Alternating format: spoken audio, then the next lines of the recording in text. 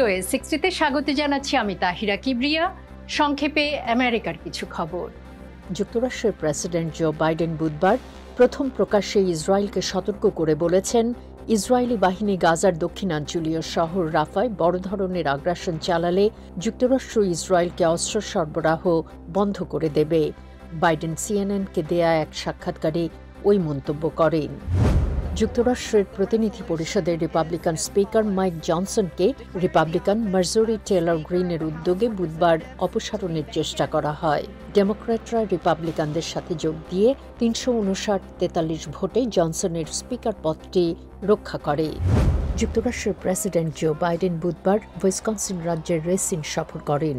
সেখানে তিনি $৩.৩ বিলিয়ন বিনিয়োগে মাইক্রোসফটের ডেটা সেন্টার নির্মাণের সিদ্ধান্তের কথা বলেন।